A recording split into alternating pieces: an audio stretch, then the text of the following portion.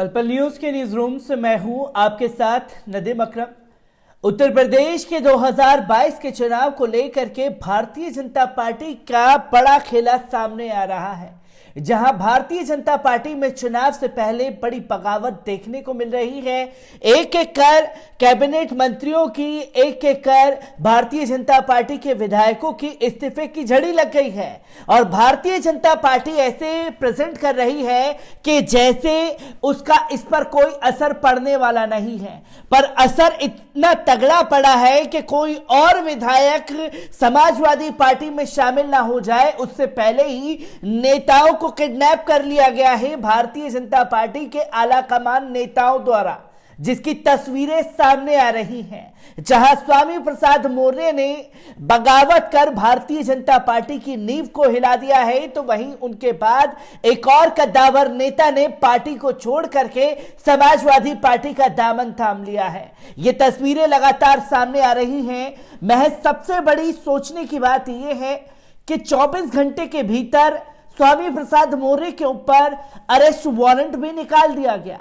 आखिरकार तानाशाही रवैये के चलते जो चीजें भारतीय जनता पार्टी में रहते हुए सब चीज ठीक ठाक था, स्वामी प्रसाद मौर्य के जाते ही अरेस्ट वारंट कैसे निकल गया, यह बड़ा सवाल खड़ा हो रहा है। और एबीपी न्यूज के सर्वे ने स्वामी प्रसाद मौर्य के जाने का कितना बड़ा असर पड़ेगा, उसमें सीएम योगी आदित्यनाथ की जो डींगे थे, मतलब बड़े बड़े दावे थे, उसकी पोल खोल करके रख दी है।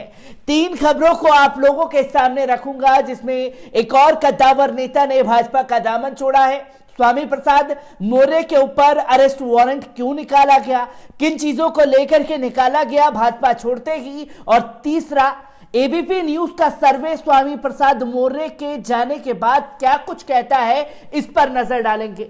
उससे पहले एक अपील, अगर ये वीडियो आप YouTube पर देख रहे हैं तो YouTube पर हमारे चैनल को सब्सक्राइब कीजिए, बेल आइकॉन दबाइए ताकि नई वीडियो की अपडेट आप लोगों के साथ साझा की जा सके। और अगर ये वीडियो फेसबुक, इंस्टा, ट्विटर पर देख रहे हैं तो इंस्टा, ट्विटर पर हमें फॉलो कीजिए और फेसबुक के पेज को लाइक करना ना भूलिएगा।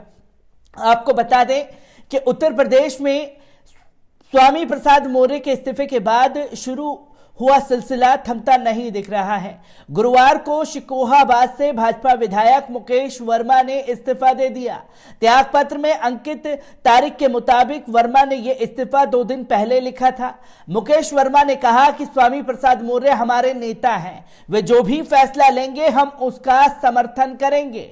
आने वाले दिनों में और भी कई नेता हमारे साथ जुड़ेंगे। मुकेश वर्मा ने यूपी भाजपा प्रमुख स्वतंत्र देव सिंह और राष्ट्रीय अध्यक्ष जेपी नड्डा को भेजे अपने इस्तीफे में कहा, भाजपा सरकार द्वारा 5 वर्ष के कार्यकाल में दलित, पिछड़ों, मुस्लिम समुदाय के नेताओं व जनप्रतिनिधियों को कोई तवज्जो नहीं दी गई व दलित, पिछड़ों, किसानों व बेरोजगारों की उपेक्षा की गई।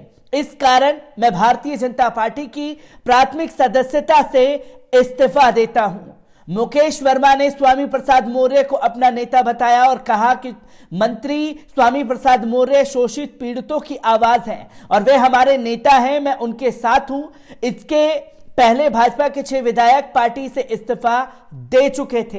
तो स्वामी प्रसाद मौर्य के बाद मुकेश वर्मा ने भी आईना दिखाने का काम किया भारतीय जनता पार्टी को, जिसमें 5 साल के कार्यकाल में जो कुछ नेताओं ने भाजपा के किया उसकी पोल खोल करके आईना दिखा दिया गया भारतीय जनता पार्टी के अध्यक्ष जेपी नड्डा को।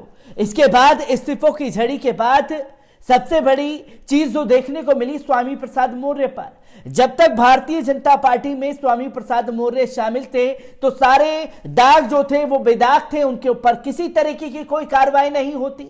और जैसे ही पार्टी को आईना दिखा करके समाजवादी पार्टी में शामिल हुए तो तुरंत गिरफ्तारी वारंट जो है वो जारी कर दिया, जिसको लेकर के बवाल मचा हुआ है और जो कहीं ना कहीं उत्तर प्रदेश चुनाव में दिखाता है कि भारतीय जनता पार्टी कितनी डरी और सहमी हुई है कि अगर नतीजे उसके अकॉर्डिंग नहीं आए तो वो कुछ भी करने के लिए तैयार है और जो नेता आईना दिखाने का काम करेंगे उनके खिलाफ गिरफ्तारी वारंट निकाल दिया जाएगा। पिछले 2 दिनों में मुकेश वर्मा ने इस्तीफा दिया। तमाम लोगों ने इस्तीफा जो है भारतीय जनता पार्टी से दिया। यूपी के एक कोर्ट ने ओबीसी नेता स्वामी प्रसाद मौर्य की गिरफ्तारी का वारंट जारी किया।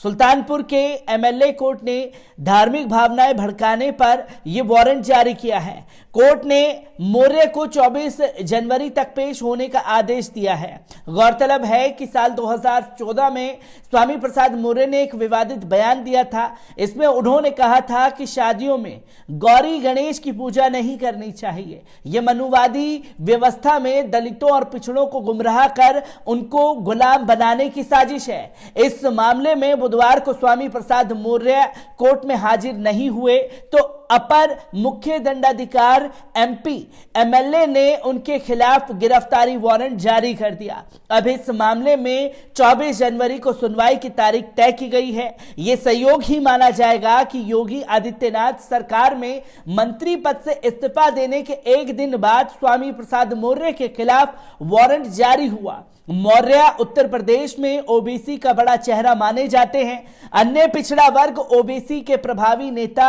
और 5 बार विधायक स्वामी प्रसाद मौर्य ने मायावती की बीएसपी छोड़ने के बाद 2017 में बीजेपी ज्वाइन की थी। वे अखिलेश यादव की समाजवादी पार्टी का मुकाबला करने के लिए ओबीसी वोटर्स को आकर्षित करने की बीजेपी की योजना के केंद्र बिंदु थे, जहां साफ तौर पर देखा और समझा जा रहा है कि भारतीय जनता पार्टी जो लगातार इस्तीफों की झड़ी लग रही है उससे बौखला चुकी है।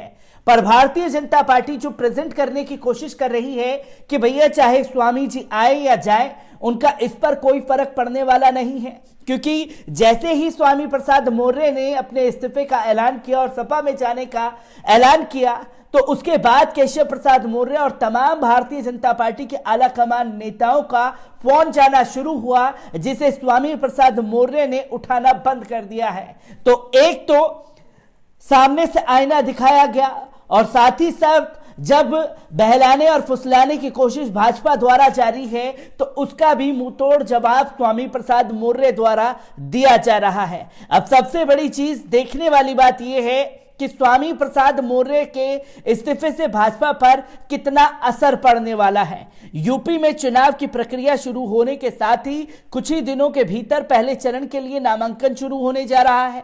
इस बीच प्रदेश सरकार में श्रम एवं सेवा योजन मंत्री स्वामी प्रसाद मौर्य ने अचानक पद और पार्टी से इस्तीफा देकर राजनीति गरमा दी।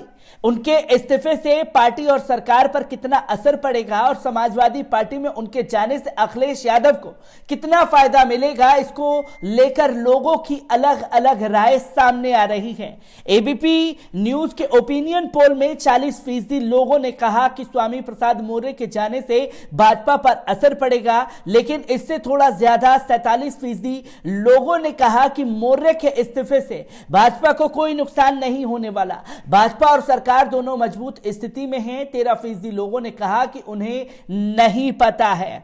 समाजवादी पार्टी के एक महिला नेता ने कहा कि स्वामी प्रसाद मौर्य तो अभी झांकी है और भारतीय जनता पार्टी के तमाम नेता आना अभी बाकी हैं। उन्होंने बताया कि उनके नेता अखिलेश यादव सोशल इंजीनियरिंग पर काम कर रहे हैं। वे लोग 2012 में 22 में विकास के मॉडल और सोशल इंजीनियरिंग के साथ सरकार बनाने जा रहे हैं। दूसरी तरफ भाजपा के लोगों का कहना है कि स्वामी प्रसाद के जाने से कोई नुकसान नहीं होने वाला। कहा कि पहले बसपा में रहे, फिर 5 साल मलाई भाजपा में खाए।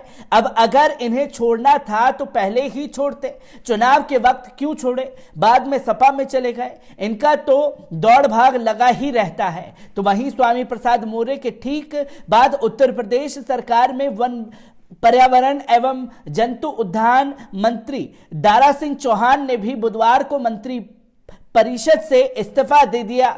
मऊ की मधुबन सीट से विधायक चौहान ने कहा कि पिछड़ों, दलितों, किसानों और बेरोजगार युवाओं के प्रति सरकार की उपेक्षा के चलते वे इस्तीफा दे रहे हैं। इसके अलावा बांदा जिले के तिंदवारी विधानसभा सीट से विधायक ब्रजेश कुमार प्रजापति, शाहजहांपुर जिले के तिलहर विधानसभा सीट से विधायक रोशन लाल वर्मा तथा कानपुर देहात के बिल्हौरी सीट से विधायक भगवती सागर ने भी भाजपा से इस्तीफा दे दिया है। तो यूपी के चुनाव आने से पहले ही भारतीय जनता पार्टी में भगदड़ जारी है और स्वामी प्रसाद मौर्य के जाने से भारतीय जनता पार्टी बुरी तरीके से टूट करके बिखरती हुई दिखाई दे रही है।